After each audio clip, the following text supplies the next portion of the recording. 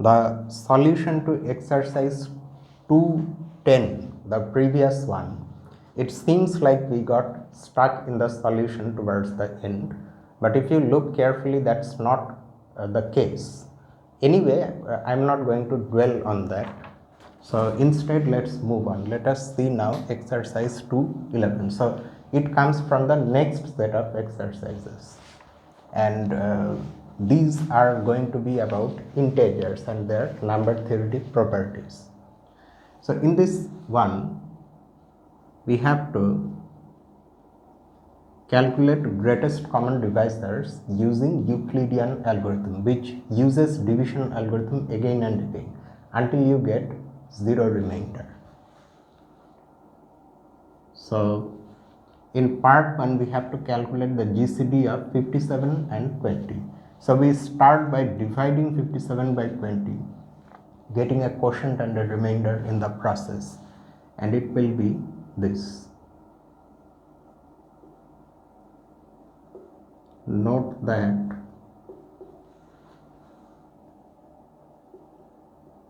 I have the steps available with me, so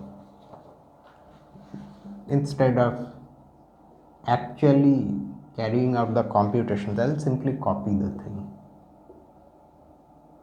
since this can be easily done by you. So first we are dividing 57 by 20, we are getting a quotient 2 and remainder 17. Then the Euclidean algorithm says divide the divisor by the remainder. So next we divide 20 by 17.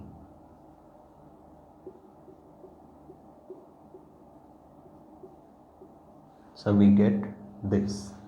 Just like that, we continue the process. We next divide 17 by 3.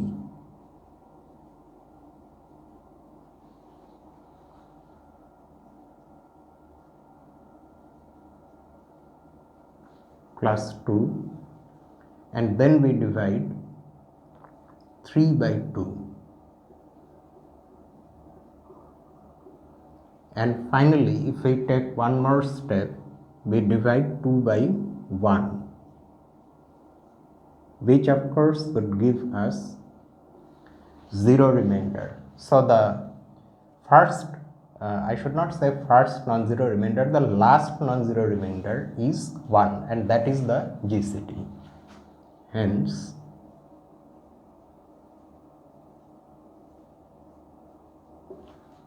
by the Euclidean algorithm,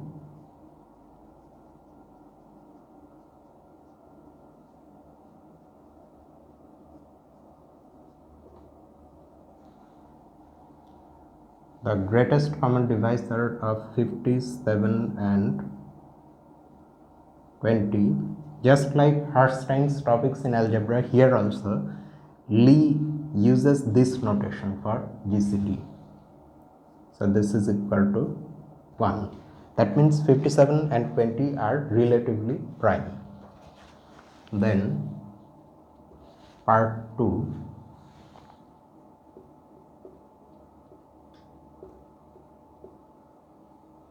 note that if we divide 117 by 51, then these are the calculations. 2 times 51 plus 15.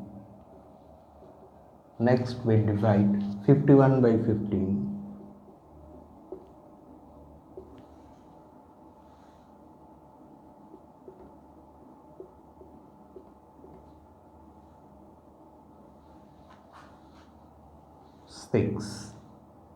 Next we divide 15 by 6.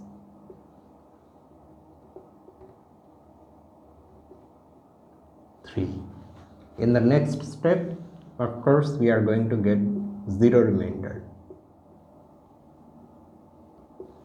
So the last non-zero remainder is 3, so that is the GCD.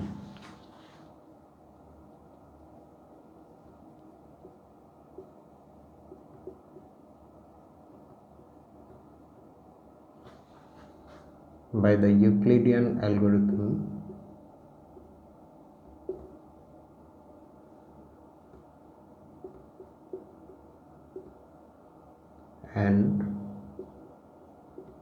51 is 3. You may have noticed that we are starting the process by dividing the larger integer by the smaller integer. What happens if you do not follow that?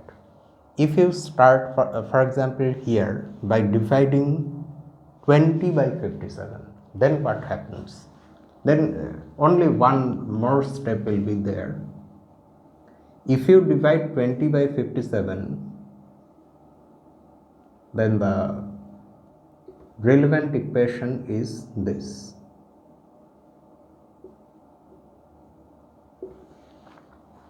And do you see how here 20 is the remainder? It's because 20 is positive and less than 57. And then if you continue the process after this, what next will you do? Here, because 20 is the remainder, the next step is to divide the divisor by the remainder. So you are going to divide in the next step 57 by 20. So that's where we started here. If instead you decide to start like this, you just have one more step, that's all. You can start like this.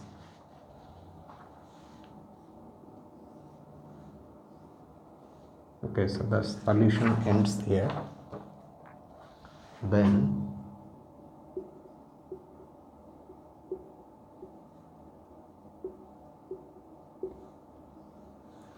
(212) for each of the two parts.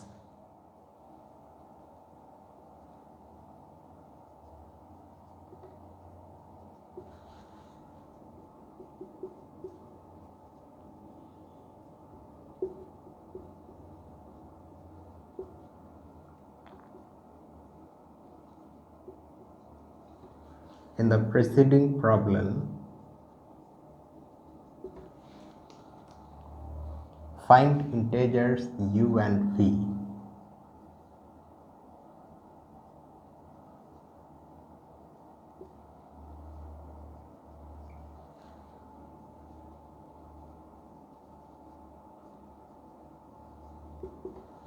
Such that the GCD of a and b can be written as a combination, linear combination of a and b with u and v as coefficients.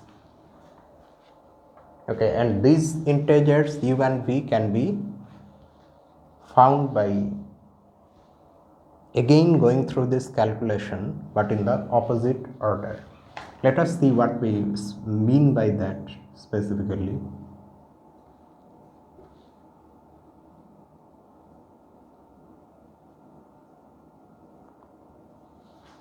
In the opposite order, because we start with the last non-zero remainder, that is the GCD. So we want to express, in this case, in the first case, that is 1. So we want to express 1 as a linear combination of 57 and 20. Now, from the last equation, from this equation where we have 1, we can write 1 equal to 3 minus 2. To keep this calculation, let us use this space also. Now next what we do, our next remainder is 2. So in place of 2, we are going to now write 17 minus 5 times 3. So this will be 3 minus 17 minus 5 times 3. If you collect like terms and do all those things, you get 6 times 3 minus 17. Okay, so now next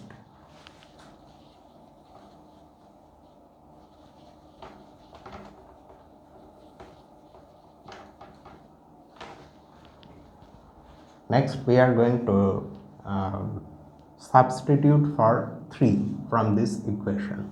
So in place of 3, we are going to write 20 minus 17. So this is equal to 6 times 20 minus 17, and we already have minus 17. So that gives us 6 times 20 minus 6 minus 1 minus 7 times 17. Okay. Next we have this first equation. From here we are going to write 57 minus 2 times 20 in place of 17.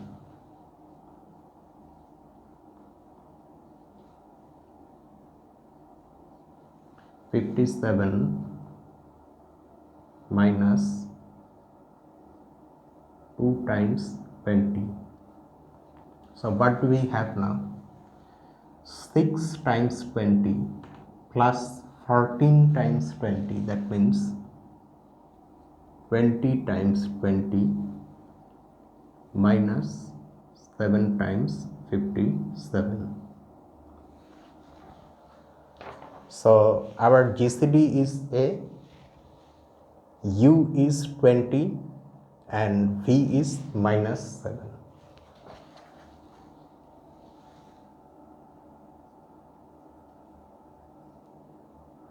And what about the second one?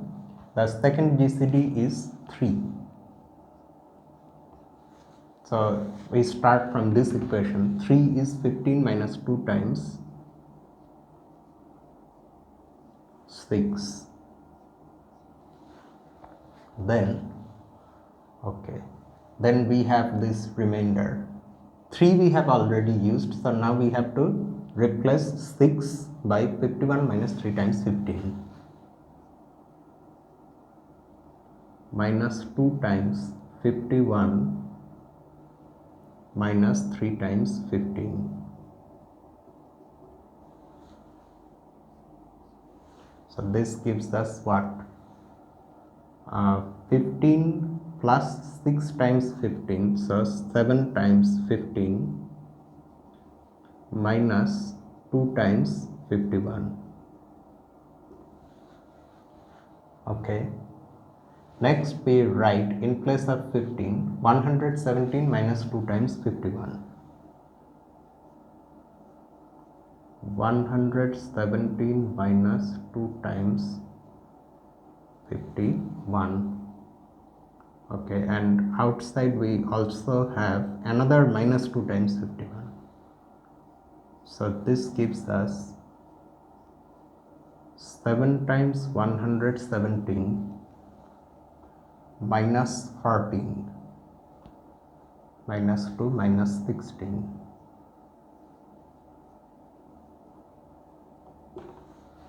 So in this case U is 7 and V is minus 16. Let me see if my calculation is correct. 20 and minus 7 and 7 and minus 16. Yes. If you want, you can use a calculator to verify that this actually equals 3. And just like that, here also this actually equals 1.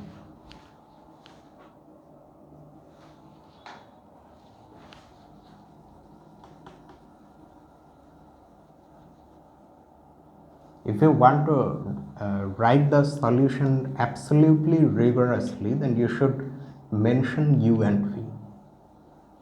Here, after completing these calculations, you should mention, so here U is 20, V is minus 7 and so on. Then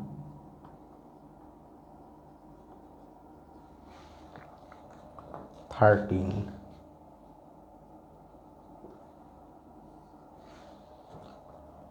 Let A and B be integers.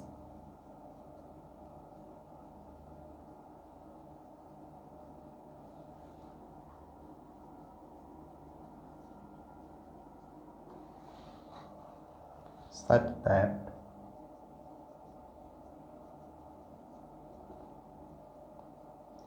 A divides B and B divides A. Show that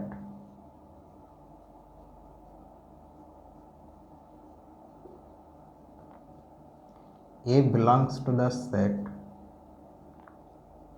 consisting of B and minus B. These are standard exercises on divisibility of integers. The relations A divides B and B divides A tell us that A and B, besides being integers, are both non-zero, because otherwise these relations don't make sense. They become meaningful only when the divisor is non-zero. Okay, so those things are there in the background. Since A divides B and B divides A, we have B equal to AC and A equal to BD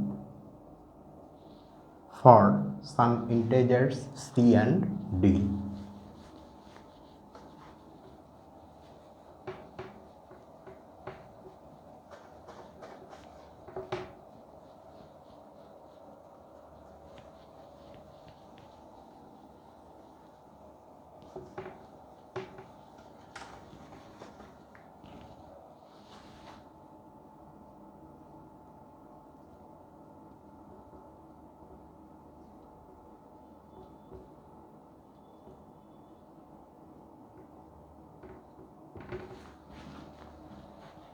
Okay, now let's replace A with BD here in the first equation.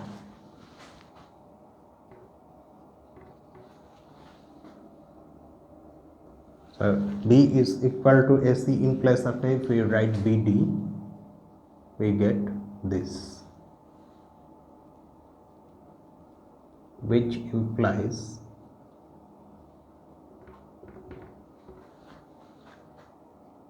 one is equal to DC. We have been able to cancel B from both sides because B is non-zero. Note that B is non-zero. Now this last equation tells us, because C and D are both integers, that either both of them are 1 or both of them are minus 1. These are the only two possibilities. Since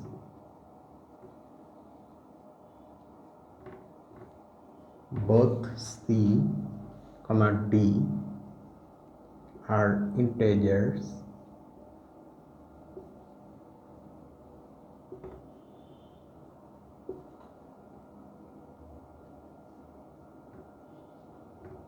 either both of them are equal to 1 or both of them are equal to minus 1. Hence, so if use the second equation, if both of them are equal to 1, that means D is 1. In that case, A is equal to B. And when both of them are minus 1, then D is minus 1. In that case, A is equal to minus B. So instead of writing those things in detail, we just simply write hence this. Okay, so that completes the solution. Next, 14.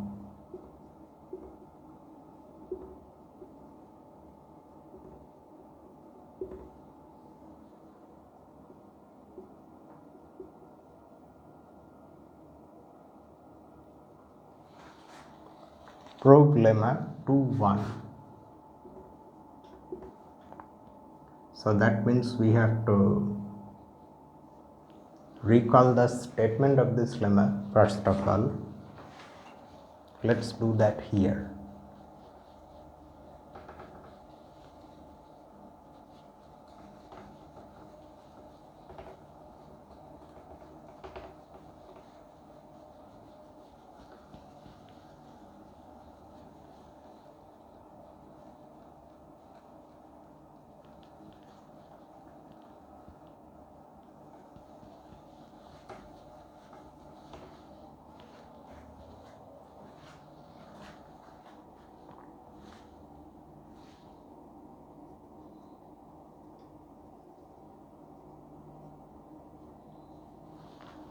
So in this lemma we have three integers,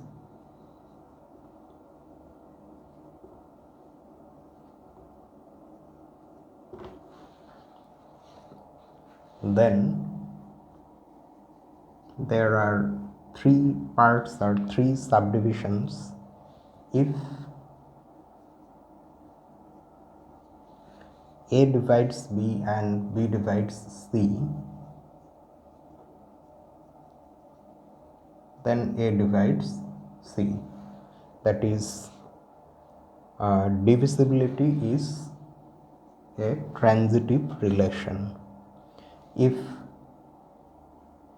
the next one, if A divides B and B is non-zero, then A is less than or equal to the absolute value of B.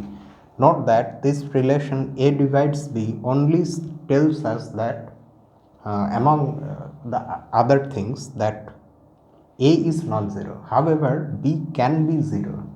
So additionally here they are saying that B is also non-zero. And subdivision 3 says if A divides B and A divides C,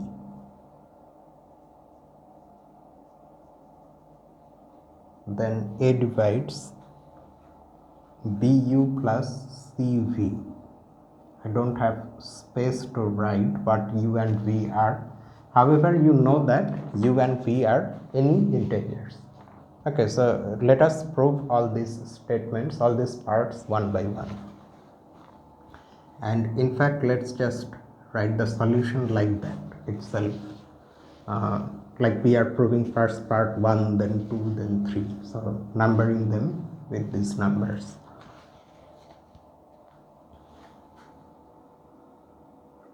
We have, so the hypotheses are these, and B divides C. So from the first divisibility relation, B is equal to A alpha, and from the second one, C is equal to B beta. For some integers alpha and beta. So in place of B here we can write A alpha, then C is equal to A alpha beta. Now alpha beta is also an integer because alpha and beta are integers. So A divides C. That's how we just simply get that A divides C. So this is part 1. Then in part 2, we have these things. A divides B and B is not equal to 0. Then A divides B. Okay, so B is equal to A. If you want, you can use that same equation. A alpha for some integer alpha. The relation tells us that A is non-zero, and additionally we are also given that B is non-zero. So because of both A and B being non-zero, alpha also has to be non-zero. Or yes, actually that is the reason, since B is non-zero, we don't really need non-zeroness of A here. We can directly say from this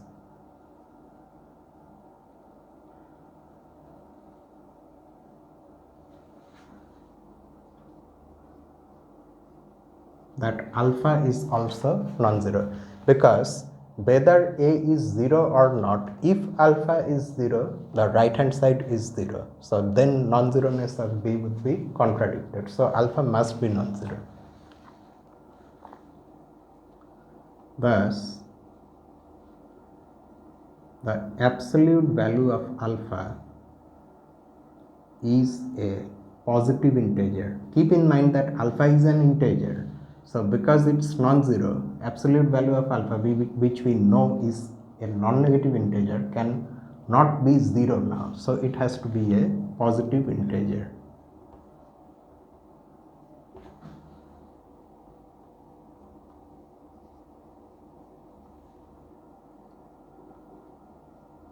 That is, and being a positive integer, it has to be greater than or equal to 1, because this is the smallest positive integer. Now a is less than or equal to the absolute value of a. This inequality is always true, and this inequality is an equality when a is greater than or equal to 0.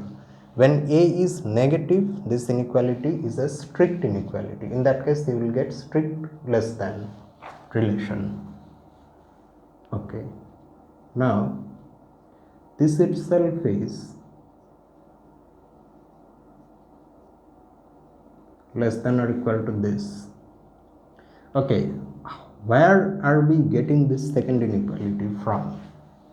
We are getting that from here. If you multiply on both sides of this inequality by absolute value of a, you get this second one, and you get this second one because absolute value of a itself is greater than or equal to 0. So you are multiplying on both sides by a non-negative integer, so that does not reverse the inequality. Okay, and from elementary properties of absolute value, we know that this is nothing but the absolute value of a alpha, and that is this. So that's what we wanted to show. A is less than or equal to the absolute value of b. So that is part 2, and then 3 is also very easy. We have a dividing b and a dividing c. So b is equal to a, let's use something else, an, and c is equal to am for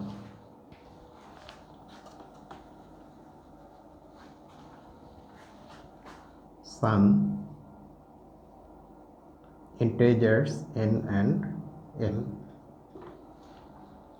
Now if u and v are any integers,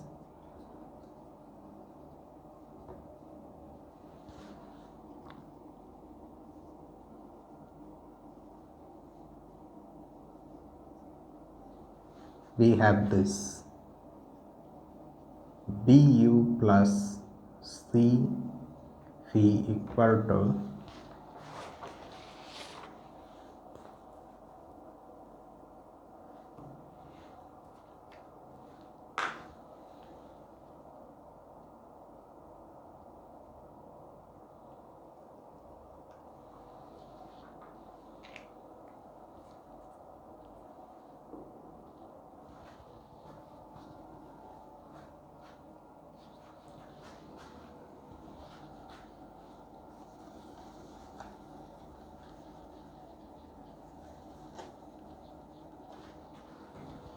so bu plus cv is equal to, b is an, so anu plus c is amv, So this is A times mu, nu plus mv. U, V, N, M, these are integers, so this is also an integer. Hence, A divides Bu plus CV. So that completes the proof and the solution also.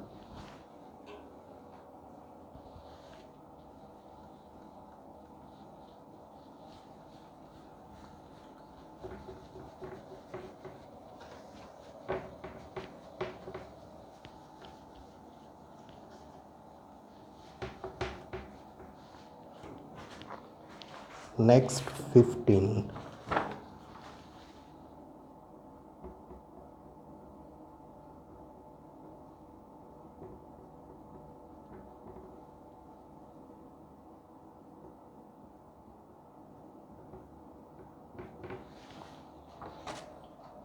Show that if A, B and C are positive integers,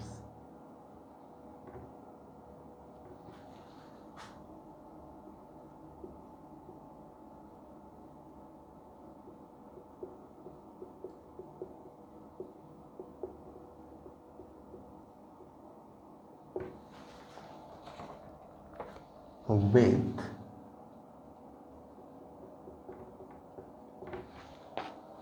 the GCD of A and B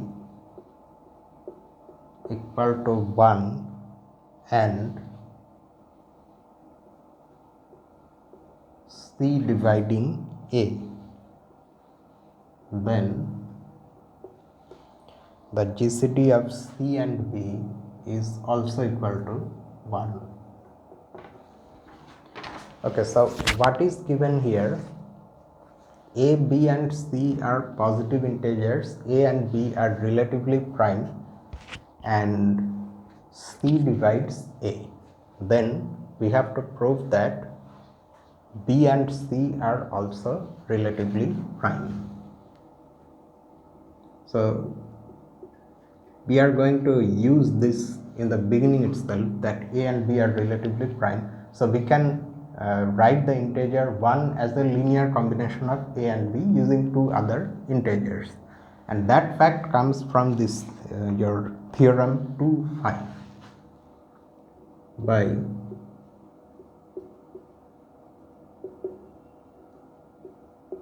theorem 2.5,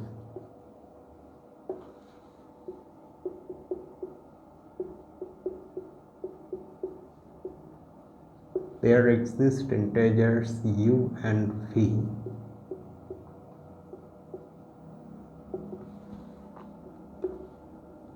such that 1 is equal to au plus bv. Now we use this one, that C divides A. Since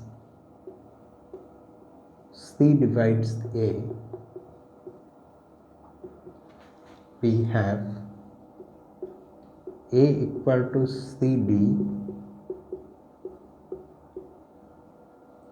for some integer D. Now use this here. So 1 is equal to CDU plus BV. Our aim is to show that B and C are relatively prime, which we can conclude directly from here using theorem 2.5. However, let's just take a more an easier to understand approach. Let D be the GCD of B and C. Since D being the GCD of B and C divides both B and C,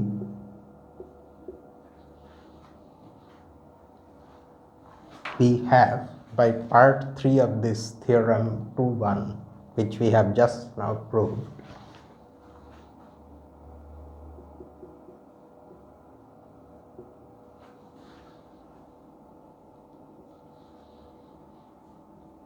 Then because D divides C and D divides B, so D will divide this linear combination. That means D will divide 1. Oh, we already have one D here, no? So this we cannot take as D. Let's call it E.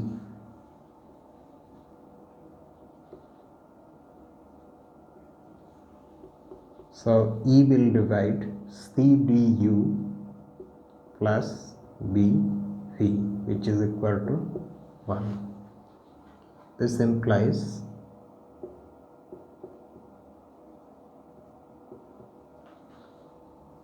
E is equal to 1. So that's how the greatest common divisor of C and B is also 1.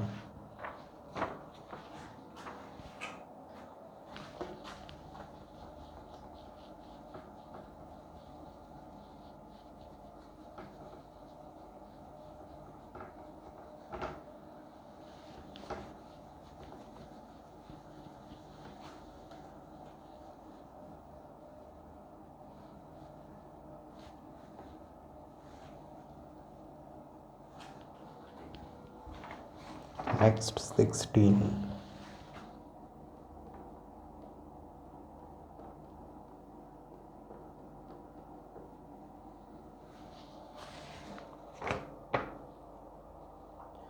Show that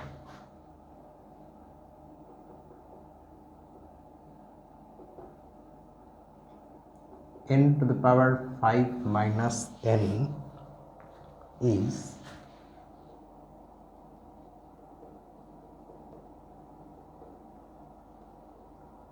divisible by 5 for every positive integer n.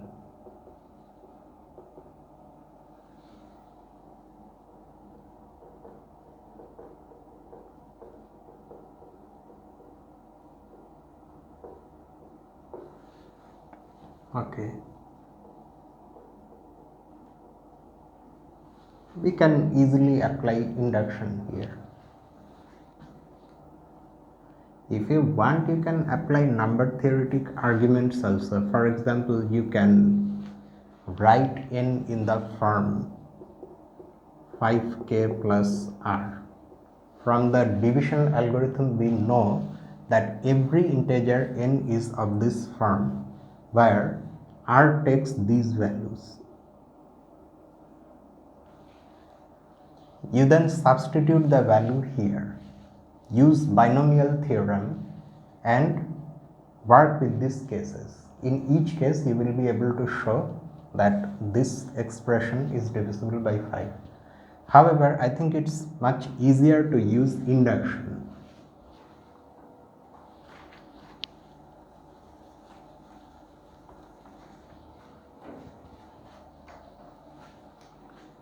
Okay, we apply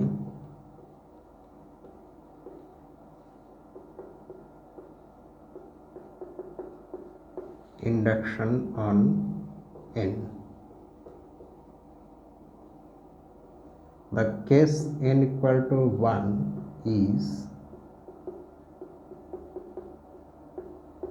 trivial. When n is 1, this integer is 0, and 0 is of course divisible by 5. It's divisible by any non-zero integer. Assume, so now we make our induction hypothesis. Assume that 5 divides this for some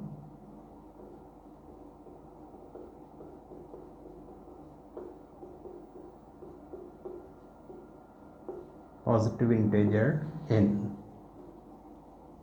Then or instead of writing that, because we won't be able to settle things at once in this line itself, we need 2 more lines. Now what about this?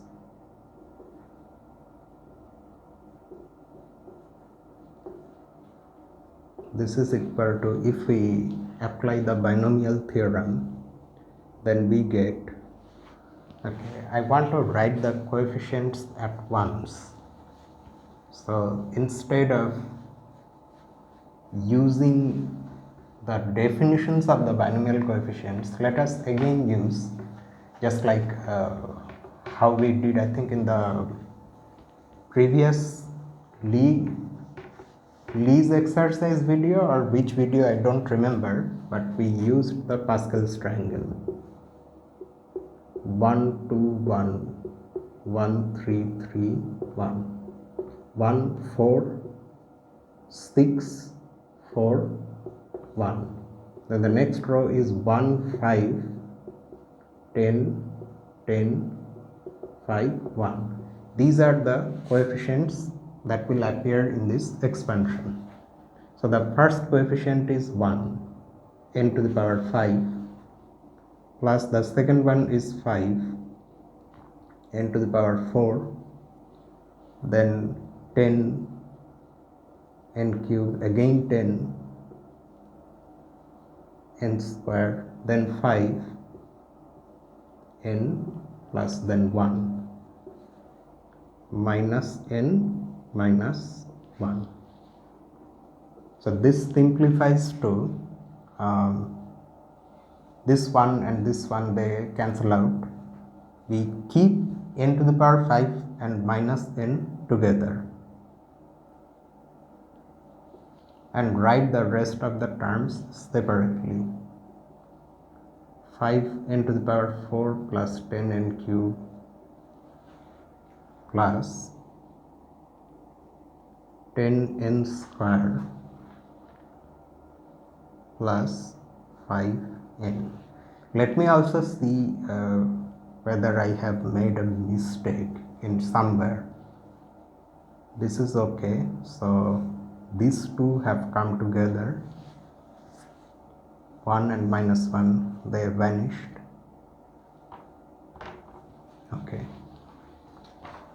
Note one thing, that our usual tendency is to combine 5n and minus n and write 4n. That, however, will not give us anything. In fact, instead it will create problems. So all these terms are divisible by n, which we can clearly see, divisible by 5, because each one of them has integers that are multiples of 5, and this is divisible by 5 by the induction hypothesis. So by the induction hypothesis,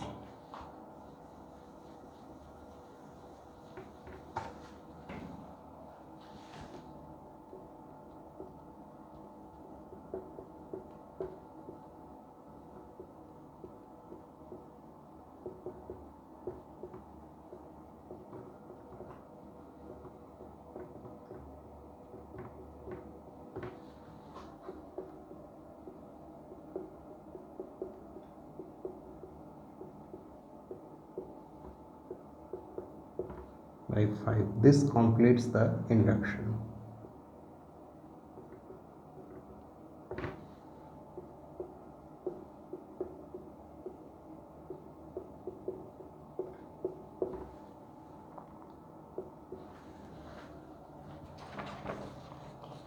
If you have this, if this question ever occurred to you while studying number theory, why do we put so much emphasis on divisibility?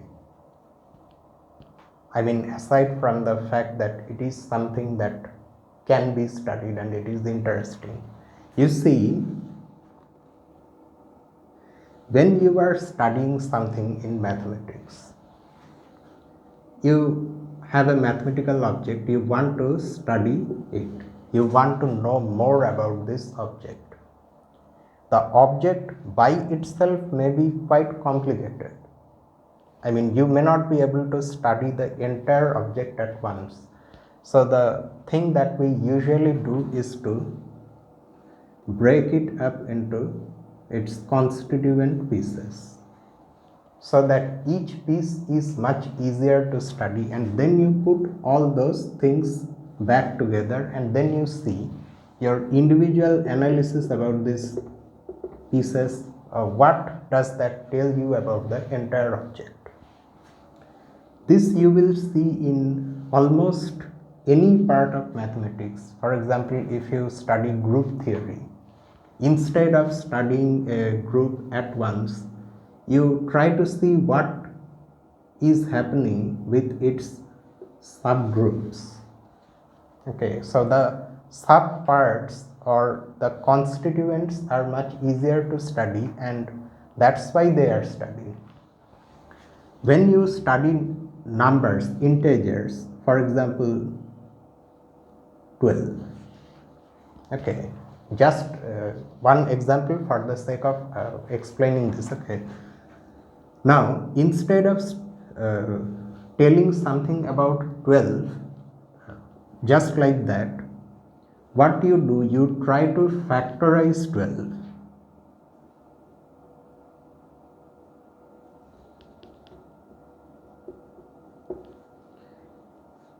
Once you know what its prime factors are, it then becomes many queries about 12 can readily be answered only from the knowledge that the factors are 2 and 3.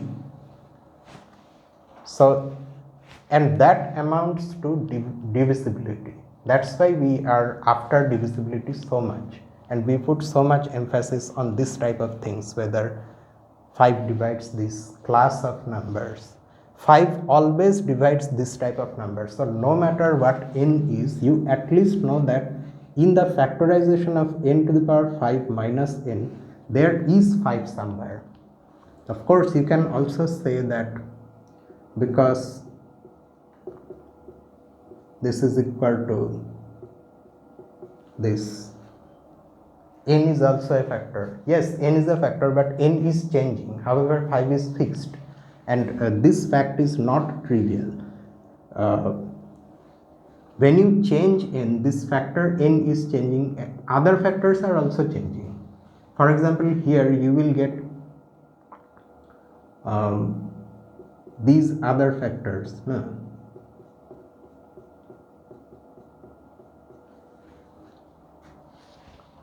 But they all depend on n and they are changing. However, this knowledge is fixed. 5 always divides this. So in its factorization, there is 5 somewhere. So it's like knowing a small part of this class of numbers. Okay, so that's why we are emphasizing and studying divisibility so much in number theory.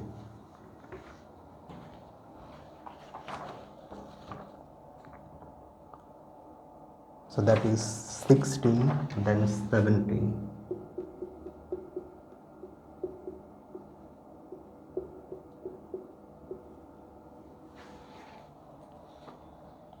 Let a and n be positive integers.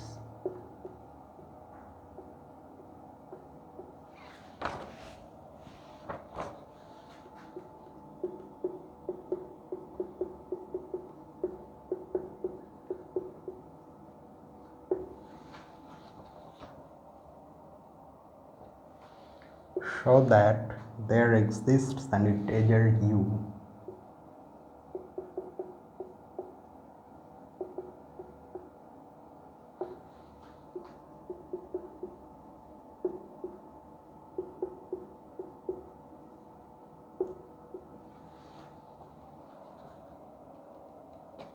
such that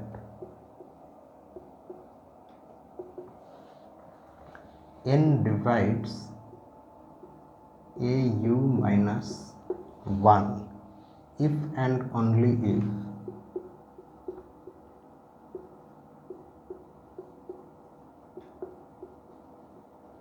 a and n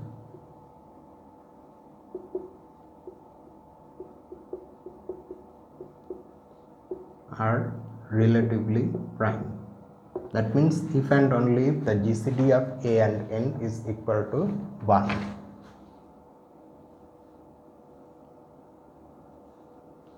So that means here we have to prove two things. If A and N are relatively prime, then this and the converse.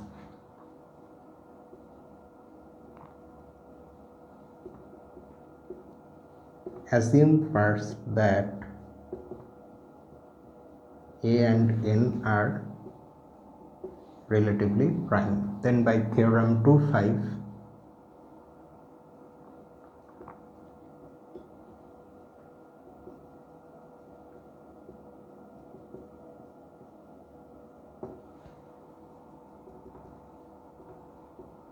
there exist integers u and v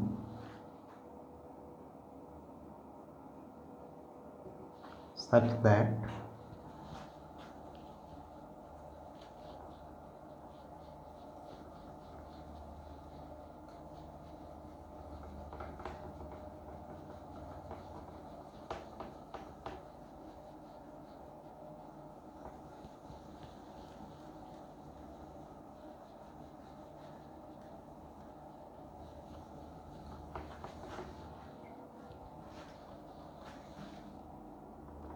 one is equal to au plus nv.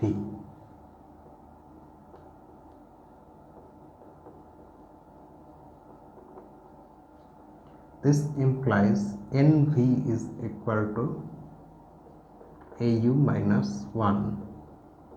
That is, because v is an integer, n divides au minus 1. Okay, so we have proved 1/2. Conversely,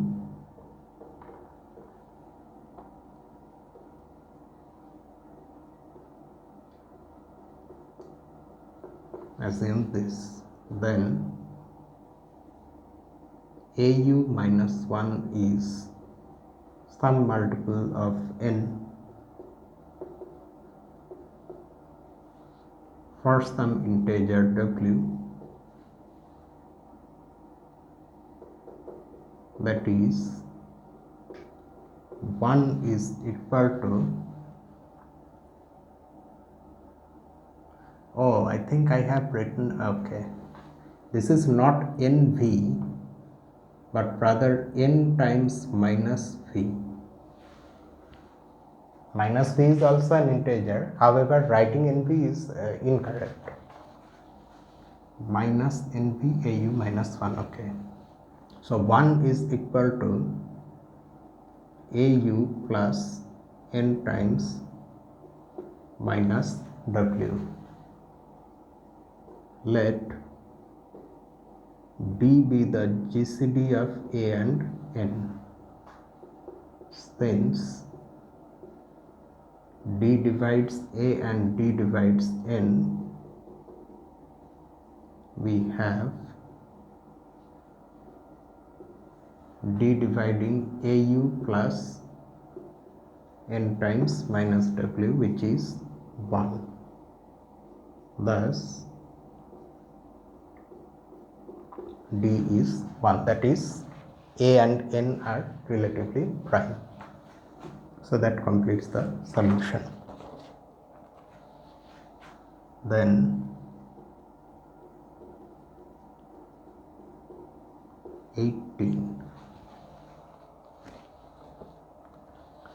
let a and b be integers not both 0. That means both a and b are not simultaneously 0. At least one of them is 0. At least one of them is non-zero. If a and b are relatively prime,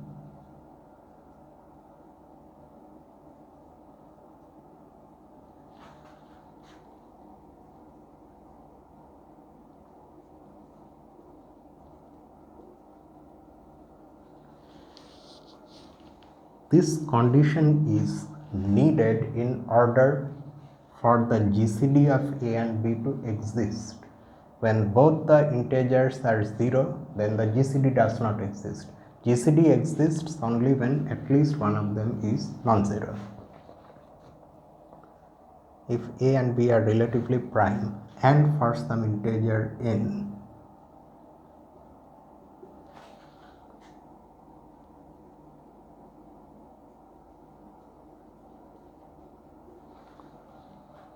we have a dividing n and b also dividing n.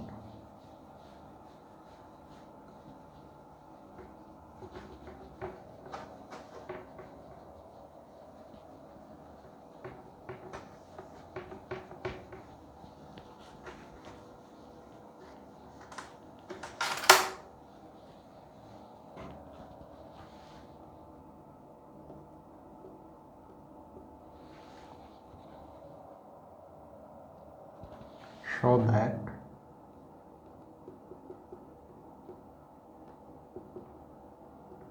AB divides n.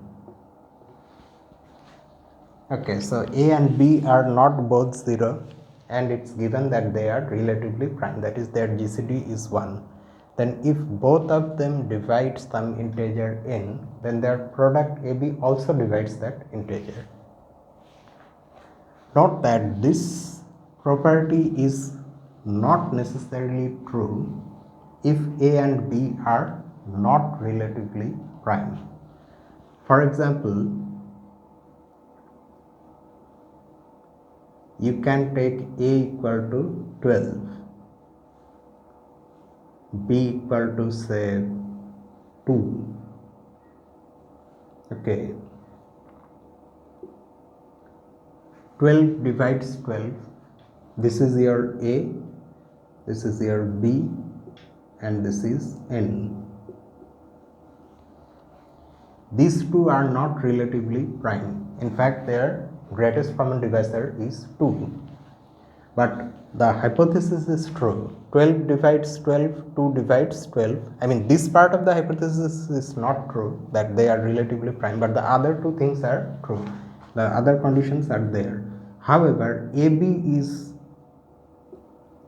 24 and 24 does not divide 12. 24 is in fact greater than 12.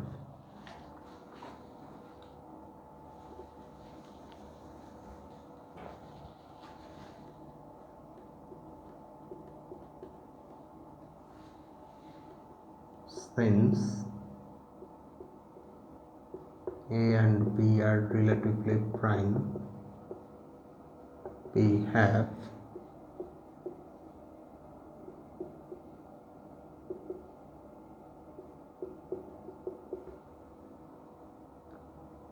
one equal to AU plus BV for some integers U and V. Okay. Now A divides N, right? Since A divides N and B divides N, further we have N equal to AX and also N equal to BY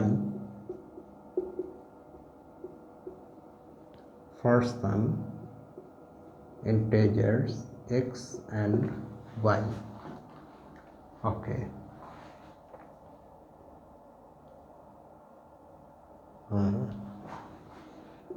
Now, what happens if we multiply on both sides of this equation by x, say?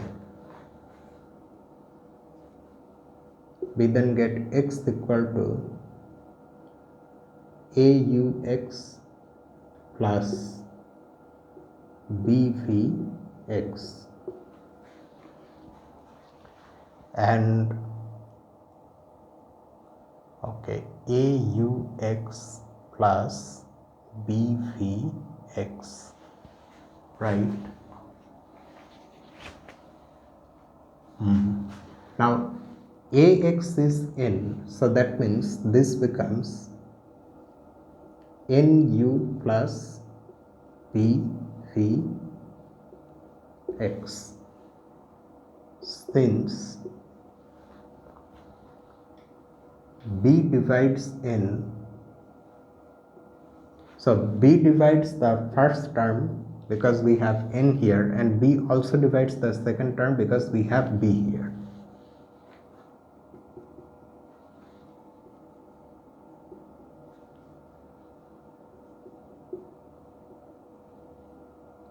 From x equal to nu plus pvx,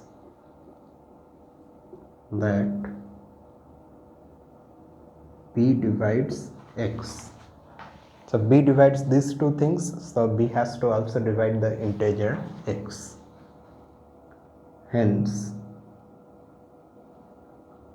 x is equal to b times let's take k for some integer k.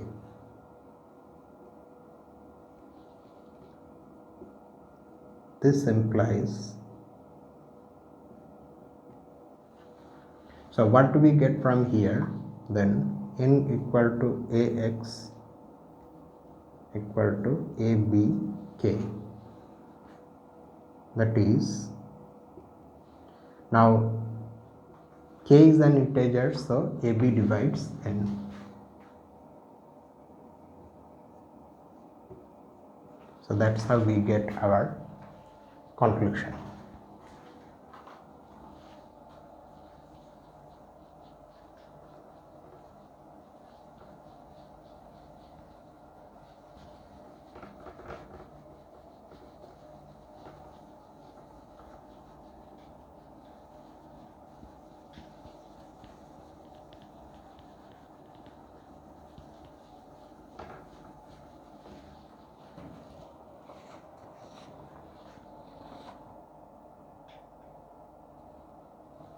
Next we have 19 and 20.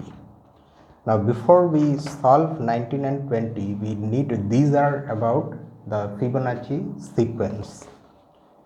We need to prove some results about Fibonacci sequence in general. So let's go through a few results.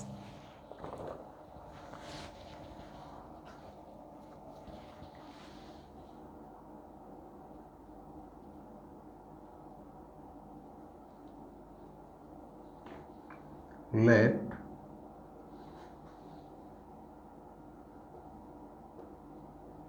so like before, we are just mentioning, we have already defined this in exercise 2.7.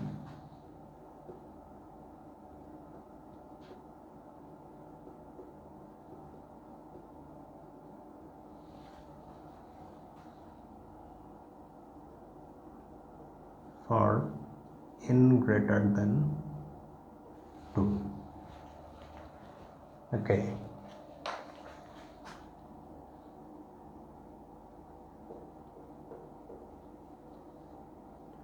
Result 1.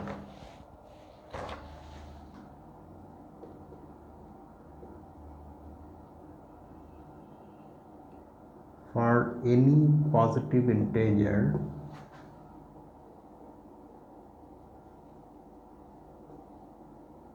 n,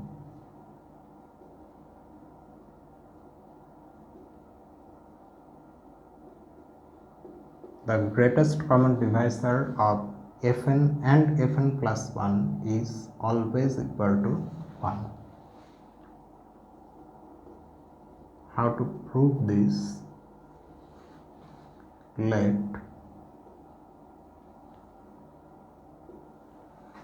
d be the greatest common divisor of fn and fn plus 1.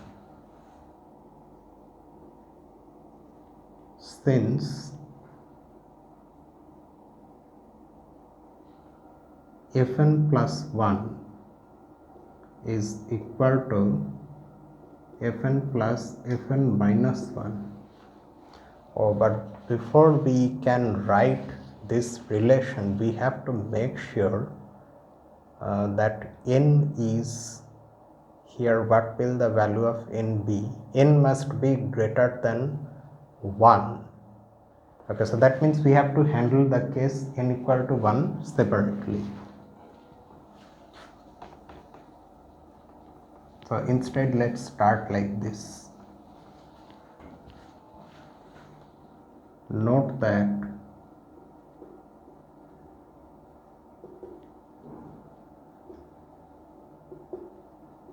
the GCD of f1 and f2, both of them are 1. So this is equal to 1. So assume n to be greater than 1 and let d be the GCD of fn and fn plus 1. Okay, now we can write, since fn plus 1 is this fn plus fn minus 1 and d divides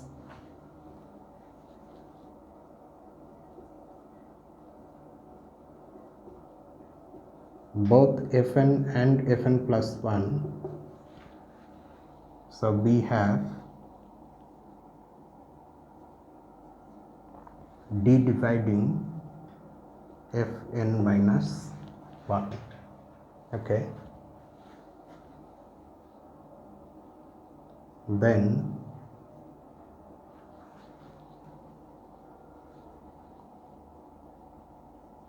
since fn is fn minus 1 plus fn minus 2,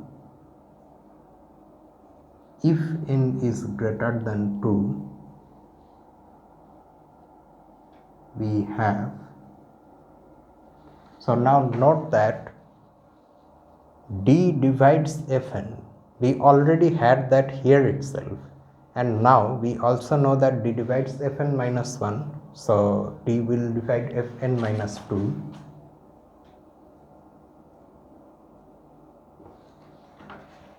If n is not greater than 2, if n is equal to 2, then you stop here because you have obtained the fact that d divides f1. Now until that value of n is reached, you can see that you can continue this process. So, and continuing this process, what we are getting is that d divides all the Fibonacci sequence terms. So we will get to the stage where d divides f1.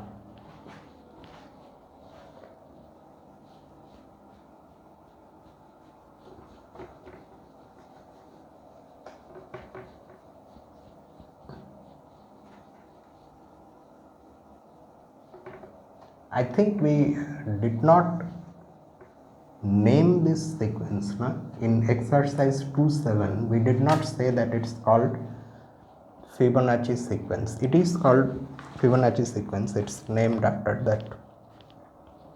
I think he was monk, a mathematician, Filius Bonacci. He came to know about this sequence from Hindu Arabic texts. The sequence was already there in our mathematical literature. This monk came to know about this sequence from his travels, I think, or either from his travels or someone else told him about this. He then found many properties of this sequence. So in his honor, this sequence is named Fibonacci sequence.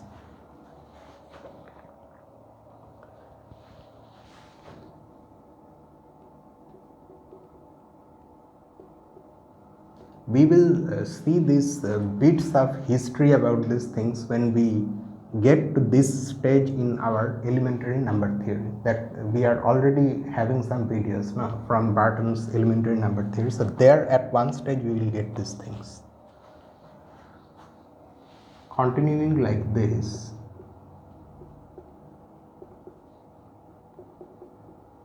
we get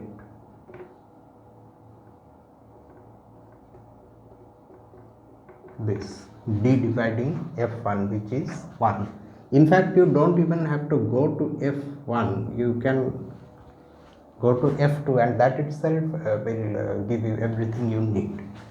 Thus d is equal to 1, that is, this GCD is 1. So that's the proof of this small result. It says that consecutive terms in the Fibonacci sequence are always relatively prime. Then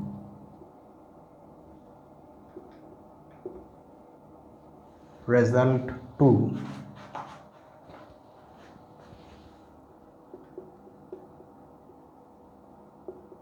we have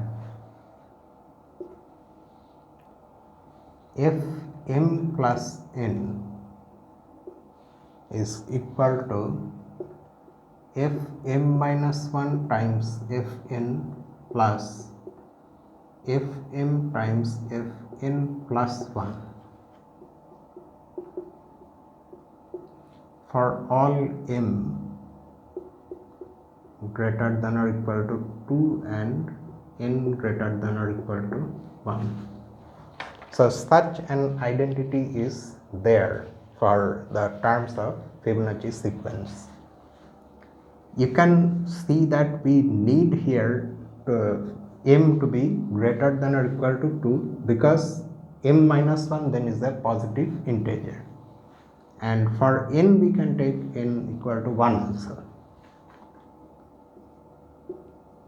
The proof of this is by induction. Induction on n keeping m fixed.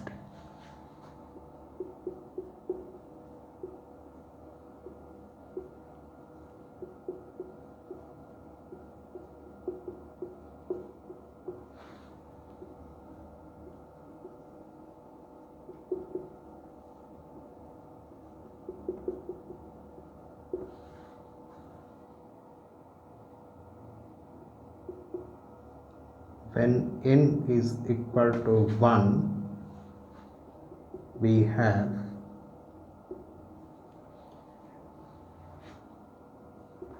the left hand side is this. It is simply f m plus 1, and the right hand side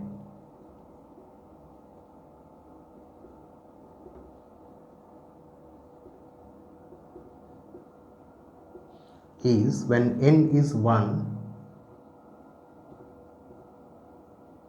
this is f1 and this one is f2.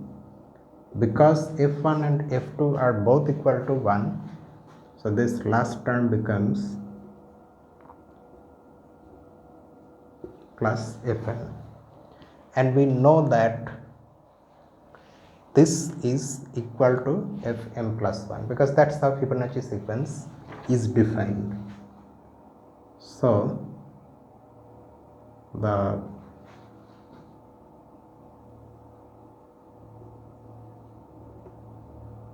identity is true when n is equal to 1. Oh, and we apply induction means we are actually going to apply strong induction, not just any, not the ordinary one. Now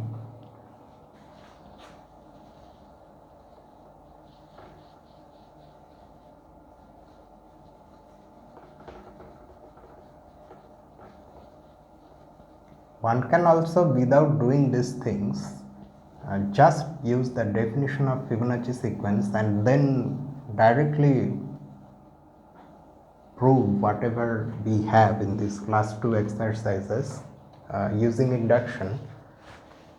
That one can do. However, one has to do a lot of calculations. So either you take this path or you take that path. That path, however, I have not gone down that path fully. Okay, so I don't know whether that is that can be readily done or not. Now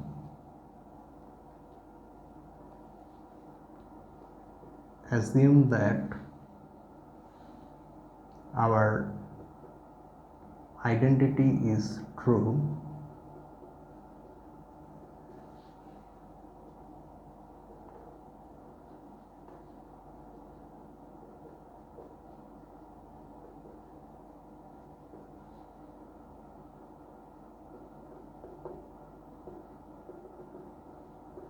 where k is some positive integer.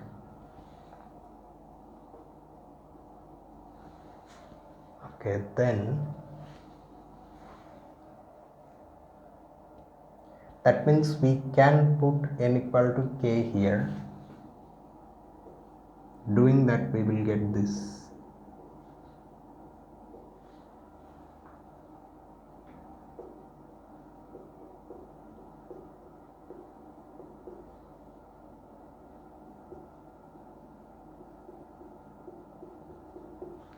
And we can put n equal to k minus 1. For that, however, k needs to be at least 2.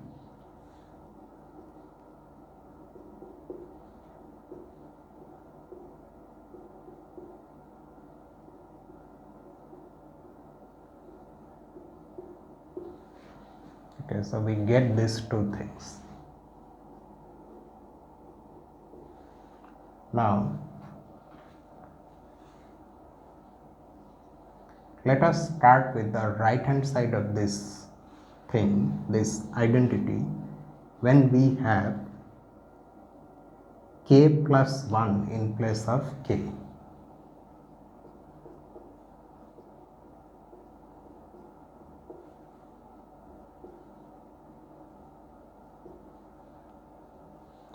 Oh, instead of starting with the right hand side, let us start with the left hand side itself. So we start with fm plus k plus 1. When n is k plus 1, this is our left hand side. Now here we simply use the definition of our Fibonacci sequence.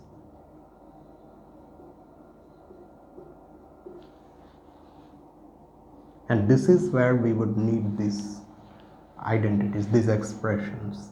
So in place of f m plus k, we can write m minus 1 fk plus fm f k plus 1 plus, in place of this one we have f m minus 1 f k minus 1 plus fm f k.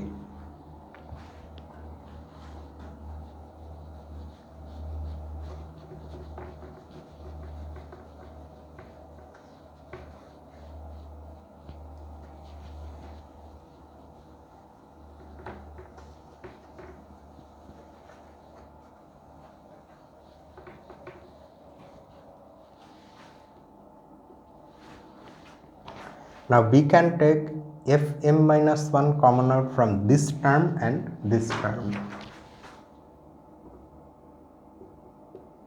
Inside we will have fk plus fk minus 1.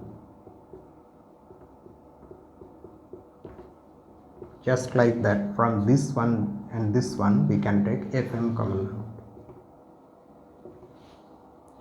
So fk plus 1 plus fk. Again, by the definition of Fibonacci sequence,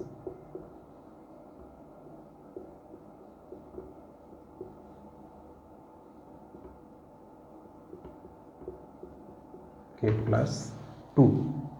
So are we getting what we want? We have k plus 1 here, so here we have k plus 1 m minus 1. And when here we have m, then we have k plus 1 plus 1. So this completes the induction.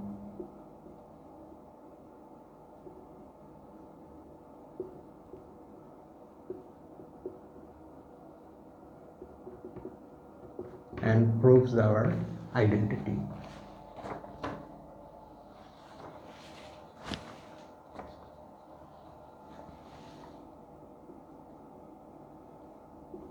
then this is what?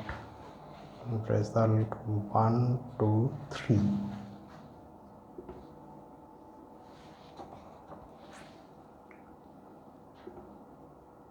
Fm divides Fmn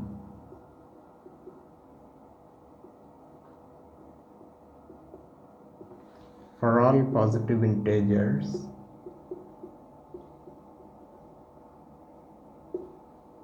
m and n. So the mth Fibonacci number divides the mnth Fibonacci number.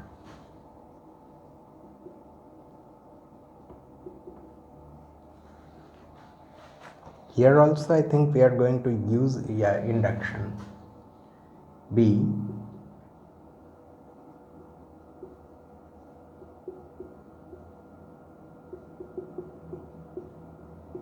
apply induction on n keeping m fixed.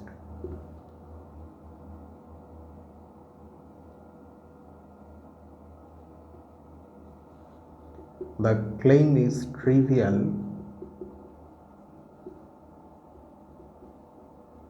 when n is equal to 1, because when n is 1, both the divisor and the one that is being divided, they are equal to Fn, and we know that Fibonacci numbers are all positive, so none of them is 0, so it's true.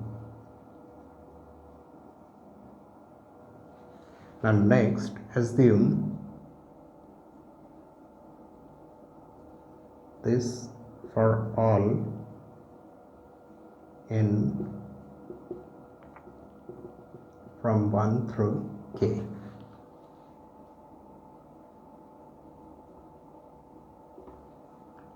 Now if m times k plus 1, we want to know whether Fm divides this one also. This is equal to Fmk plus m, and this is where we use the identity that we have proved in the previous result. So this will be Fmk minus 1 Fm plus Fmk Fm plus 1. Okay. Now Fm is there in the first term, so Fm divides this. And what about this one? By the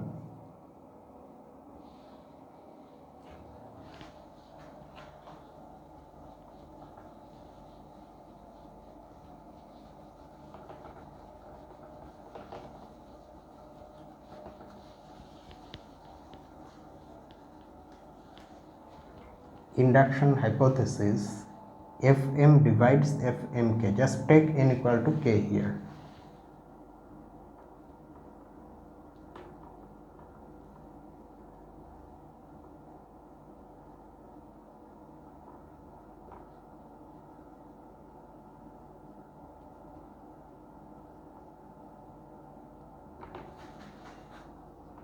So from this expression we can see that Fm divides this.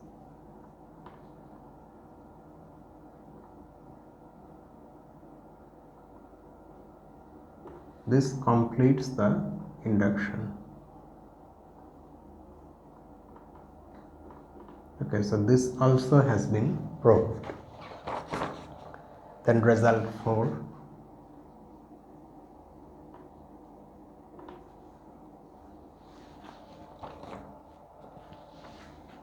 If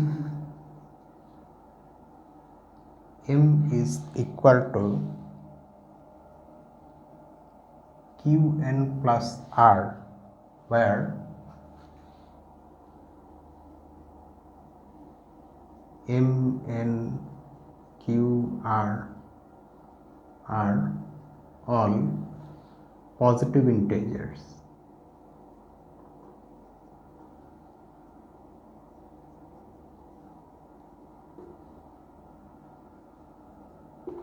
then the GCD of Fm and Fn is equal to the GCD of Fn and Fr.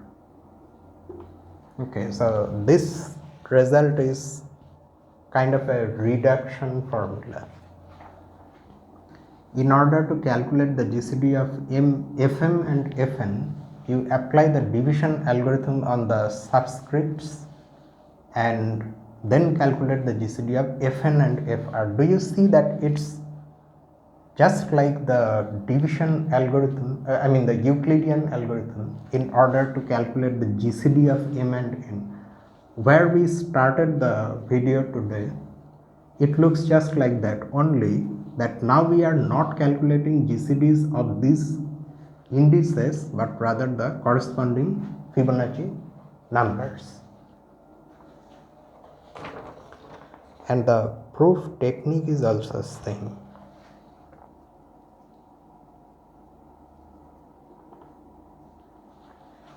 The proof goes like this. We have, first of all, we start with this, and then in place of M we write Qn plus R. Then we use that identity. We are not mentioning which results we are using here, that is evident. Qn minus 1 Fr plus Qn F R plus 1 comma Fn. Okay. Now what?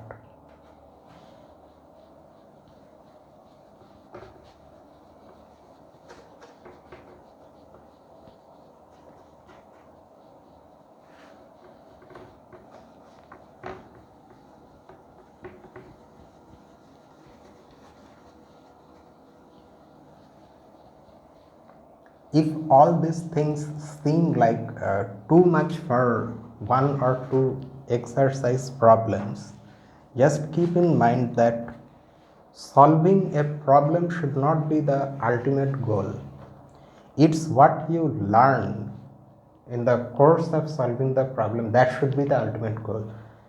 Even if you don't get the full solution, if you end up learning many things in the process, that counts. Okay. And it's not always a good idea to bypass all the insights, everything what is going on inside the situation, and use induction. That is not always a good idea. It's escapism. It's like bypassing all the complexities and somehow use induction to get the job done without understanding what's going on inside. Okay, so this time we are not bypassing the things. Note that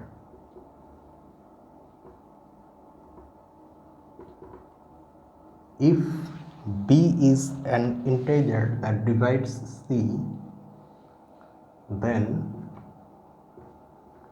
the GCD of a plus c and b is the same as the GCD of a and b. When we are calculating GCD of a plus c and b, that is GCD of two integers a plus c and b, and c happens to be a multiple of b, then you can remove c from the scene. You can subtract c from a plus c and then work with the smaller number a.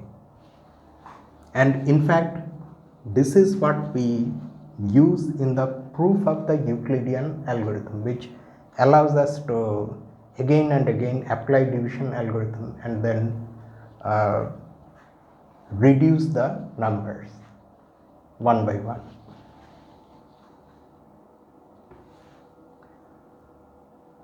So that means if we apply this here, what do we get? Note that Fn divides Fqn, that we are getting from the previous result.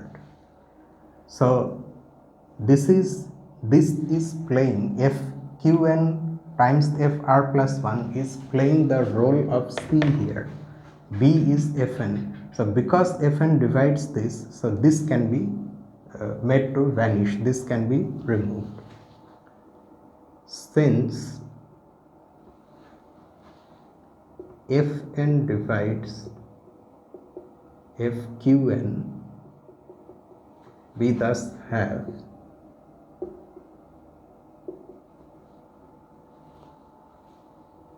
fqn minus 1 fr plus fqn fr plus 1 comma fn is equal to q1 minus 1 fr comma fn. Okay, now since fn divides fqn, again we are mentioning the same thing but now for a different purpose, and we know from our first result that fqn minus 1 and fqn consecutive Fibonacci numbers are relatively prime. So fn cannot divide this one because fn is already dividing this and these two are relatively prime. So being relatively prime, they don't have any common factor other than 1. So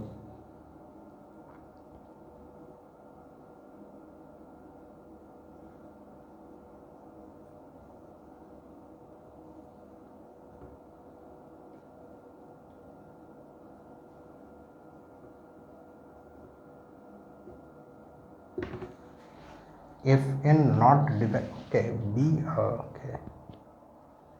fn not dividing this, or we can say something more actually. This is not what I wanted to write. The GCD is 1 and fn is dividing this, so that means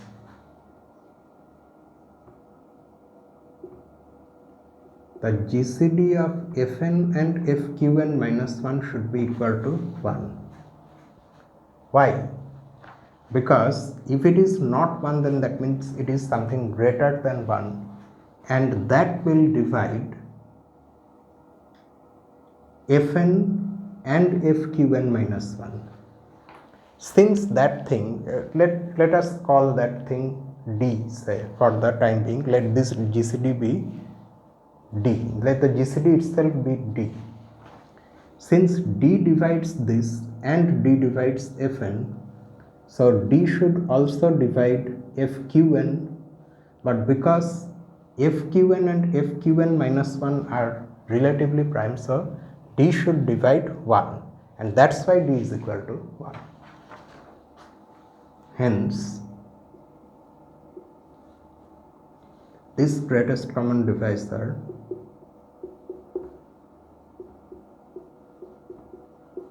actually will be equal to this. So you start with this one and you end with this one. So that completes our proof. There is no common factor between fn and this, so the common factor, the greatest common divisor, will be between fn and fr. This plays no role.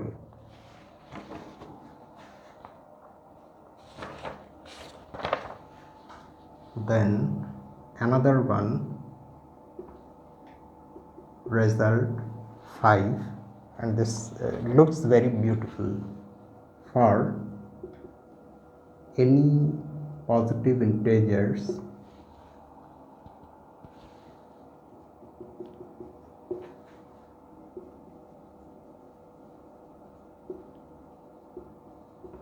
m and n, the GCD of fm and fn is f GCD of m and n.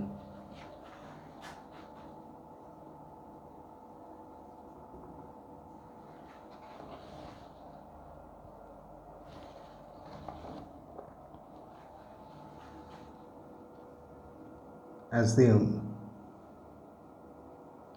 m to be greater than or equal to n. Now what we do, just like in the Euclidean algorithm, we keep on applying the division process until we get a zero remainder. Let me just see one thing. Okay, yeah, it's still recording. I can't keep track of whether I have run out of memory or not for some reason.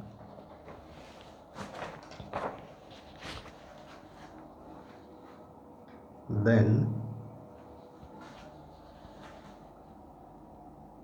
m is equal to q1n plus r1, where r1 is our remainder that should be less than n, and say r1 is not 0.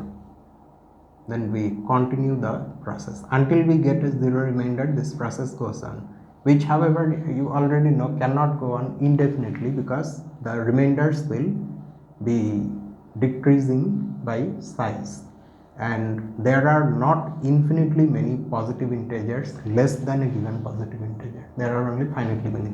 So this process has to stop at some stage. q2 r1 plus r2.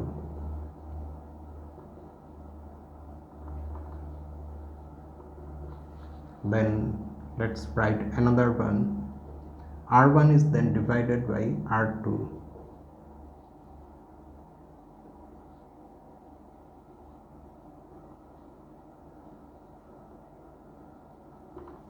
And it goes on. At some stage we get this rk minus 2 qk, rk minus 1 plus rk. Say here also we have not got zero remainder, but in the next step we get zero remainder. rk minus 1 is actually divisible by rk, and we get 0. Okay, so then by result 4,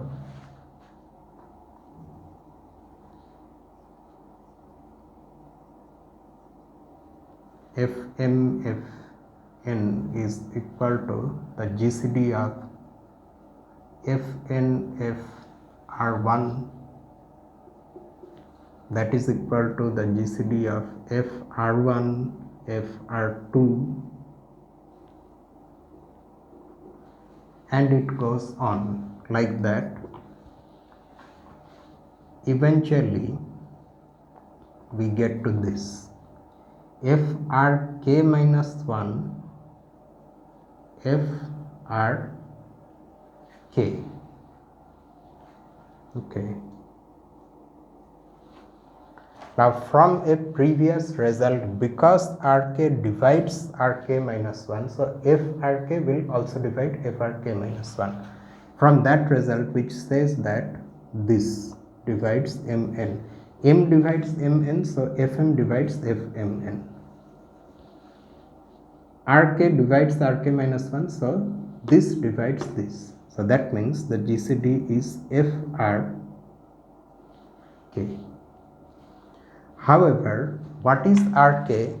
rk is the last positive remainder, last non-zero remainder in this process of division.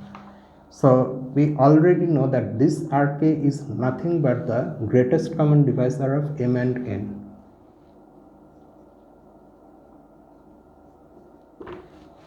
Okay, so that's how we get this beautiful formula that this is equal to this.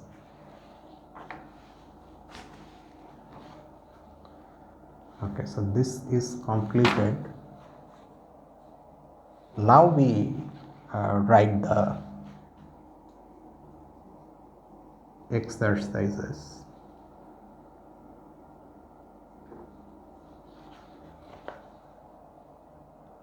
Take Fn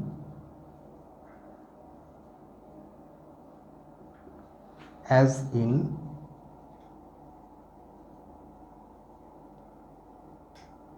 exercise 2-7.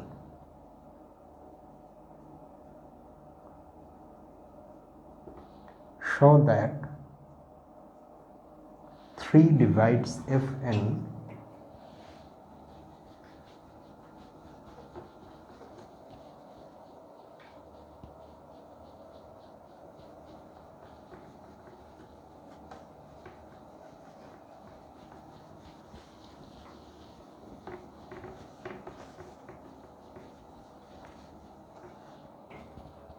if and only if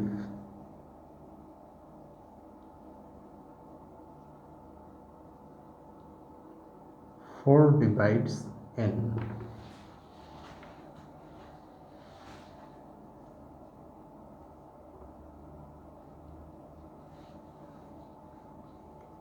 The statement, that is the thing that we are supposed to prove here,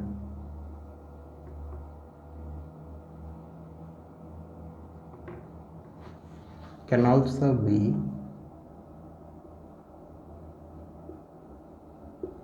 written as,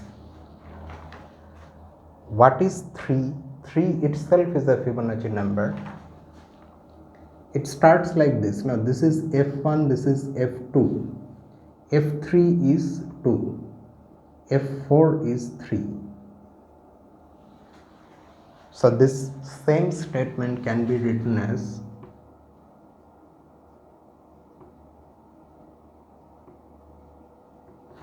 if and only if 4 divides n. And this follows from what? This follows from one of the results we have proved, result 3, I think.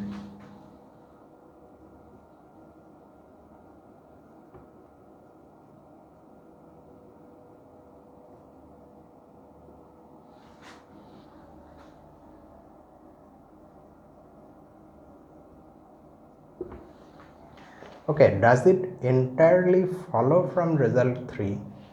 Result 3 says that when 4 divides n, then F4 divides Fn. Okay. What about the converse? Oh, the converse will not simply follow from this. So that means we have to put some more effort. It follows from result 3 that F4 divides Fn if 4 divides n. Okay. Now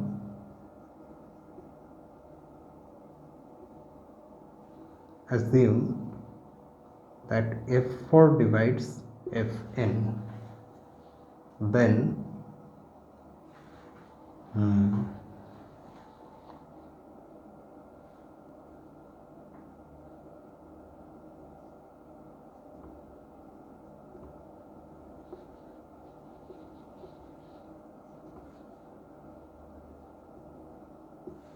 from our final result means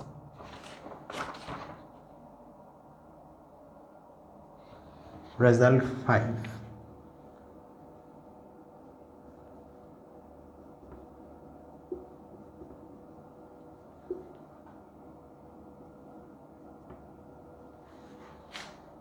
Okay, so this is equal to F4 and F4 is what? 3.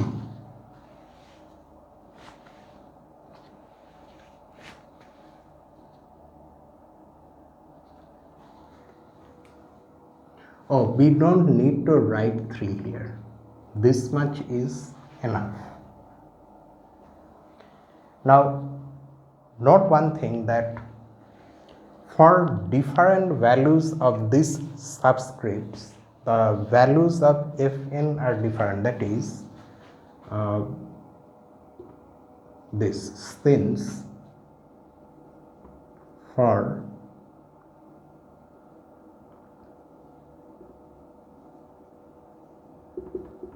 distinct positive integers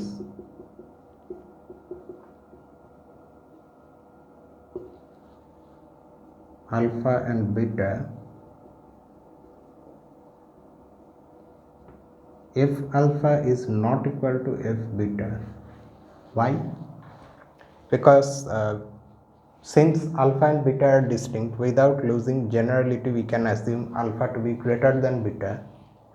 So f alpha will automatically be greater than f beta. That is because f alpha has been obtained from f beta by adding something more. Okay, so these two are different.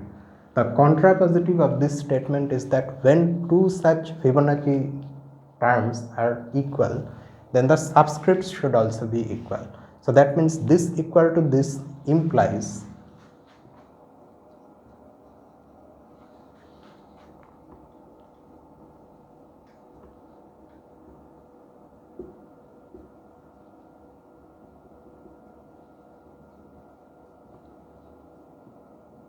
we get this. So the GCD of 4 and n is 4. Thus 4 divides n. Okay, so now it's complete, and here you can mention that from result 5 we are getting this.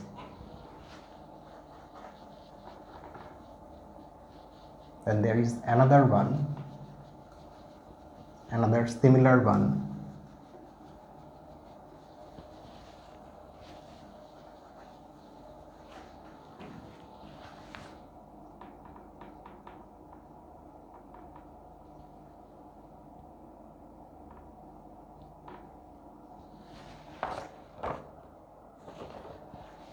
Take the beginning is same, take Fn as in exercise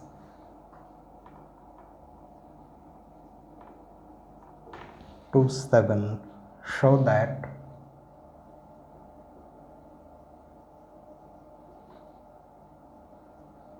this time 4 divides Fn if and only if 6 divides n. Because we have already seen one such solution, so here we will just simply write the steps. Suppose 6 divides n, then 6. Okay, so then what do we get? Because 6 divides n, so f6 will divide fn,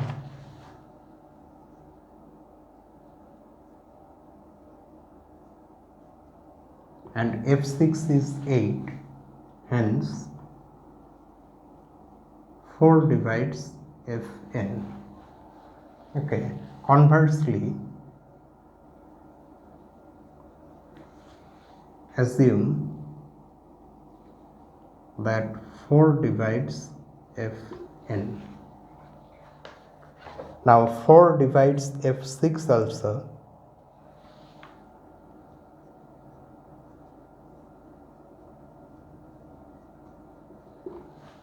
So 4 divides the GCD of f6 and fn, because it divides both of them, which according to our result 5 is this.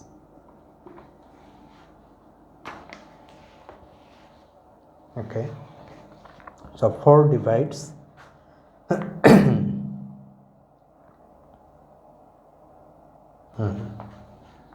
Now see that this greatest common divisor in the subscript, in the suffix, only has a few possibilities.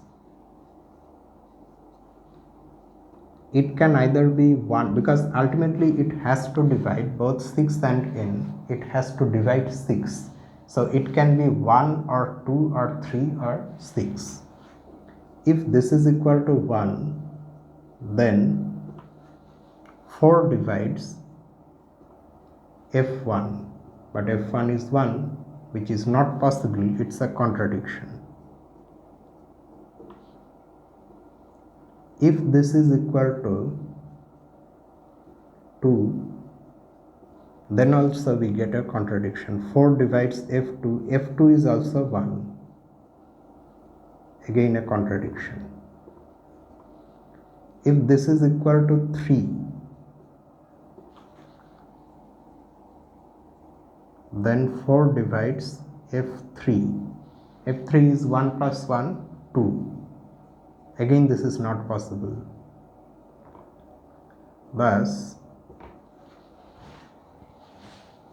we must have that the GCD of 6 and n is 6.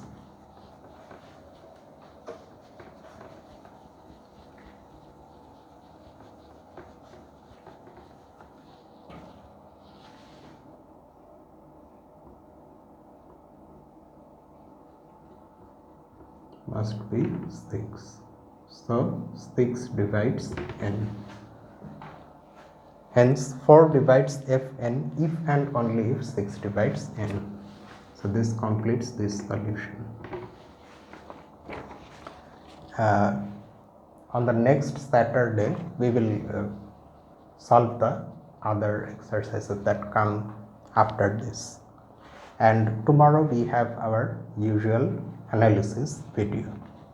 So with that I end this video. If you want to say something about these things, you can write in the comment section below, or you can mail me here also at my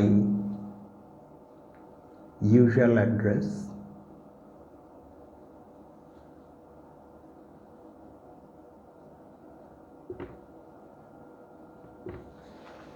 So that will be all for tonight. So see you tomorrow. Until then, this is me, Lucifer, from A Mathematical Room. Have a nice night.